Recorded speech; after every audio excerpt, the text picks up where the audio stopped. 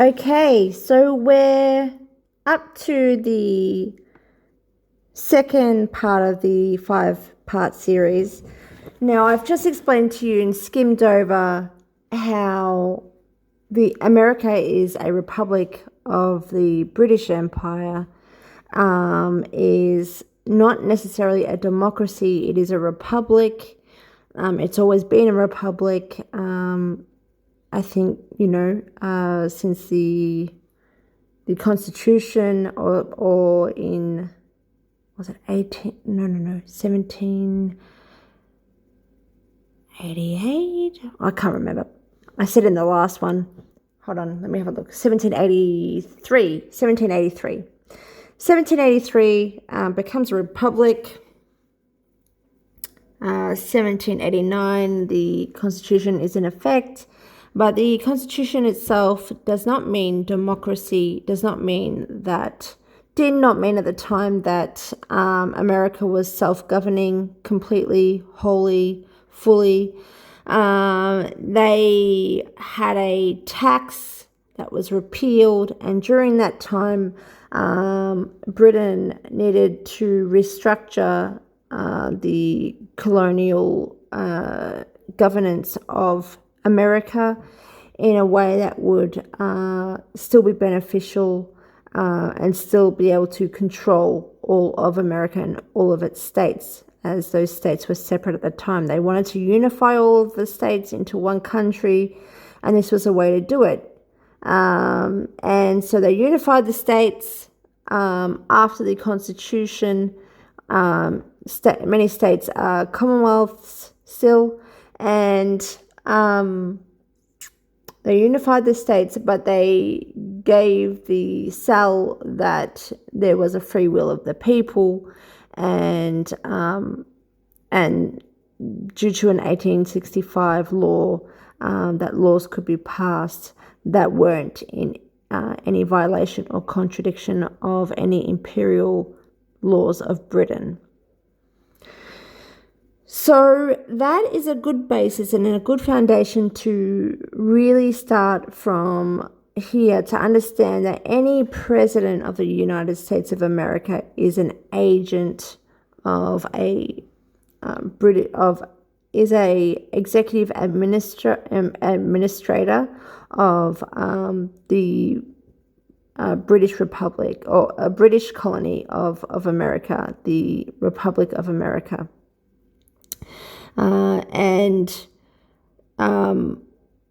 they cannot pass legislation. They do not pass legislation. They act separately from Congress, but that they change policies and stuff according to what is allowed, and nothing in contradiction to imperial law in the British Empire. Even though it's restructured, even though it's different, it's still the same sort of the law is still the law, right? So along with that, we've had the democracy was really socialism dressed up as just pure democracy, but it did create a proletariat. The difference between communism and democracy, both being of socialism, is that one is mandatory proletariat, working class, being forced to work and allocated work as a collective, and the other is individualist, where a person chooses to work but has to work to survive and pay taxes. So either way, you pay taxes. And socialism, socialism is being used to bring together the global governance of the British Empire, which is Agenda 2030, to centralize and under one federation, the British Empire. Socialism is being used, and the only way to achieve that is to equalize all nations economically, ethically, culturally, in many, many ways, in all ways, in every aspect of our environment, to really just consolidate and to level out. And that's probably why we have migration, mass migration, to make it borderless, interfaith, many things that are happening, global perspective on trade, all of these things, right? We need to be all one of the same. And that's the way we're going anyway. Well, through these policies and through governments, through the governments of these colonies. So now that I've given you an understanding that even from 1881 there were plans for this to take place, for Agenda 2030 to take place. We're now going to 2015 when Agenda 2030 was really launched with the Sustainable Development Goals and what that entailed. And I'm just going to cover through this part 2, 2015 to 2017. So basically the development of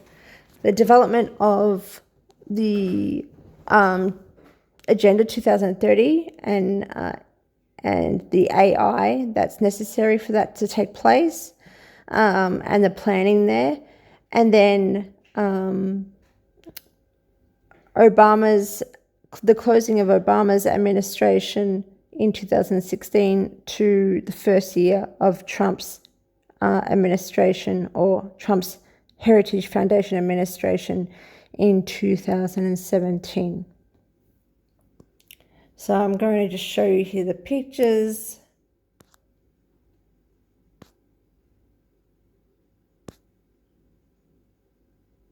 So this is from the SGB, like the United Nations SGB website, PDF, about Trump's moves towards AI. But this was the executive order in 2019. So a bit further to go. So let's have a read. It's going to be quite dry, but I do need to be able to give you the timeline and for you to understand. So 2015, the former League of Nations, the United Nations, deploy or launch the Agenda 2030 with the Sustainable Development Goals, all those colourful, wonderful things, and that crown of all those colours, of all those goals, right? They make it's really good branding. They chose well. So we've got these goals that have come out. With those goals, the UN worked with Addis Ababa Action Agenda to create the UN Technology Facilitation Mechanism, or TFM, to support the implementation of these goals and the launching of these goals. In 2015 also, Innovate UK introduced the Digital Economy Strategy 2015 to 2018, aiming to support the application and development of AI in business. So the UN, or League of Nations, so the British Empire's League of Nations, or United Nations, plus their government, have worked together to launch Agenda 2030 in 2015. And they're wanting to create a digital economy for 2030 and introduce and incorporate AI into that. They know that. They know AI has to be incorporated into it. This goes back to my videos about open banking and what's happened over Australia and globally. So AI is yet to be introduced by law. It's yet to be really introduced at all in 2015. And this is the plan. So everything you see that's AI, like ChatGPT, is actually a part of Agenda 2030. Anything AI that's been introduced to you and is now by law in banking, in everything, because it's now in all of our banks. and they've been a part of this plan since, I think, 2017 with open banking. They have now laws passed for digital ID for AI to be incorporated to be able to develop these digital economies within our nations. So UK and UN 2015 have launched this plan with these goals.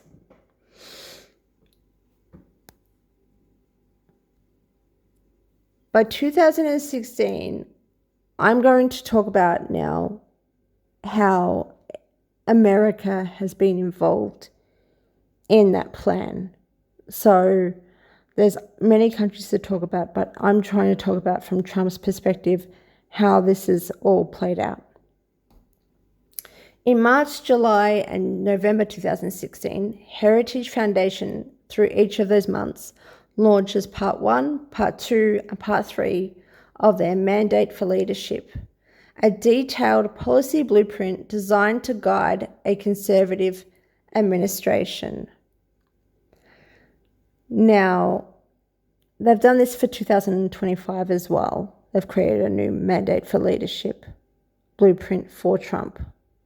What happens with this blueprint is that his administration then uses that for policy change when he commences presidency. But the clear thing is 2016 March, before he's even president, they have this plan happening. So you can see how this is already turning out by that time.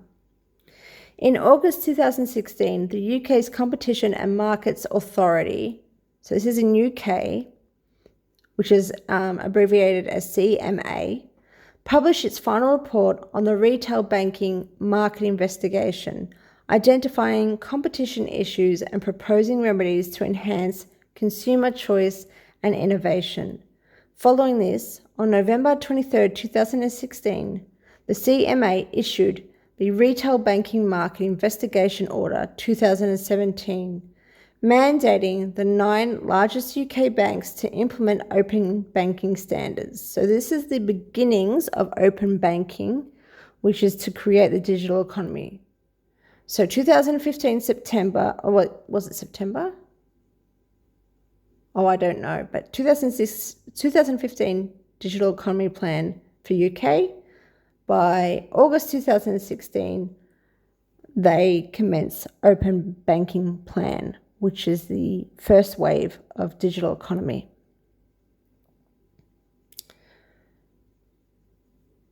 So, mandating, This order set a deadline of January 13th, 2018 for these banks to develop and adopt an open banking API interface for customer data sharing, which also goes hand in hand with, the global data GDP? No, I'm missing a letter. It's not GDP. You know what I'm talking about in Europe, that law for data sharing.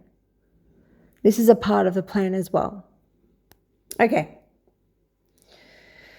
Knowing open banking would be mandated by November, to oversee the implementation, the CMA established the Open Banking Implementation Entity, OBIE, in September 2016. This is how sure they are. So 2 months before they mandate open banking in November, they create this entity to oversee the process. This August 2016 Open Banking Introduction was the Global Digital Economy 2030 Agenda Introduction to the World, where the fintech used for open banking incorporates AI and digital identity verification. So all online systems go to my digital economy videos to understand all of this if you would like. The Obama administration laid some groundwork for AI policy for Trump to continue with, particularly with the October the 12th, 2016 National Artificial Intelligence Research and Development Strategic Plan. This is the first AI plan ever that's in America under government. It is launched by October 2016. So in line with all of these plans and proposals of the UN Agenda 2030 and open banking for the digital economy 2030, which highlighted AI as a strategic area of focus. November 2016, Britain's Heritage Foundation was contracted to staff Trump's administration and its Trump transition team, led by Vice President-elect Mike Pence, incorporated Heritage's policy blueprints into its planning process. So from November 2016 to January 2017, the policy blueprints were being incorporated into the planning process of Trump's presidency that was going to commence by January 2017. So now we're up to 2017. January the 30th is the first move by Trump implementing Heritage Foundation's policies. It was by an executive order, but that was the first policy that was given effect that was under Heritage Foundation's Mandate for Leadership blueprint, which would definitely have AI involved, right? January the 31st, Trump nominated Neil Gorsuch, don't know, to the Supreme Court, a recommendation from the Heritage Federalist Society list. So you can see here the influence that Heritage is pretty much being executive administrator with Trump. By February, early in Trump's presidency, AI began appearing in discussions around emerging technologies with agencies like the National Science Foundation, NSF, and DARPA continuing their AI-related programs. By February the 16th, Heritage appointed, this is very important, Heritage Foundation through Trump. So it will say Trump appointed, but it was under Heritage Foundation's recommendations, appointed Mick Mulvaney to implement what will be the open banking regulatory agenda. Firstly, confirming him as Director of the Office of Management and Budget, OMB. By April, initiated under Trump's Heritage Foundation administration, Project Maven, also known as the Algorithmic Warfare Cross-Function Team, was launched by the U.S. Department of Defense, DoD, in April 2017. Google partnered with the Pentagon regarding this Project Maven at the time. June, as there is only one administrative U.S. government uniparty with no sides, supporting British legislature or legislation, Trump's White House commenced building upon Obama's AI initiation from October 2016 with that plan or strategy, and hosted the American Leadership in Emerging Technology Summit during its Technology Week. This event brought together leaders from various federal agencies, industry, and academia to discuss emerging technologies, including AI. The summit served as a platform to coordinate efforts and share insights on AI development and implementation across sectors. By August 2017, marking the first formal prioritization of AI under the Trump administration and Mick Mulvaney under OMB, The Office of Management and Budget, OMB, in collaboration with the OSTP, released a memorandum called FY, Financial Year 2019 Administration, Research and Development Budget Priorities. This memo identified AI, autonomy and machine learning as priority areas for federal R&D funding. It emphasized the importance of these technologies for national security and economic competitiveness.